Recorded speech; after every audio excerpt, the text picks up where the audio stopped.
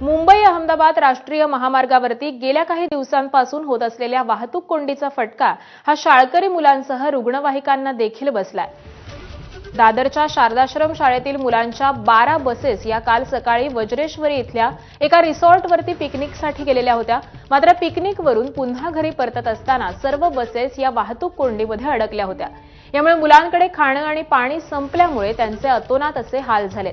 यानंतर मनसे अध्यक्ष राज ठाकरेंच्या फोन नंतर वाहतूक कोंडीमध्ये अडकलेल्या 500हून अधिक विद्यार्थ्यांची सुटका करण्यात आली आहे। तर या वाहतूक कोंडीमध्ये इतर वाहनांसह अनेक रुग्णवाहिका ह्या देखील अडकलेल्या आहेत।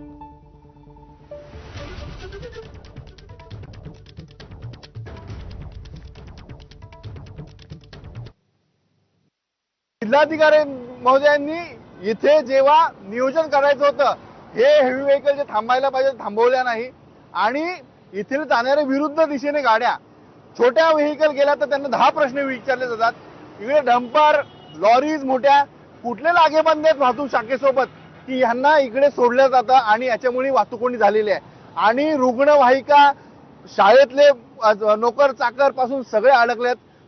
पूर्ण 4 दिवस कर्फ्यू सारखा परिस्थिती आलेली आहे। याच्या पुढे फक्त आम्हाला इकडे जगावं की नाही याचा आम्हाला संताप येतोय।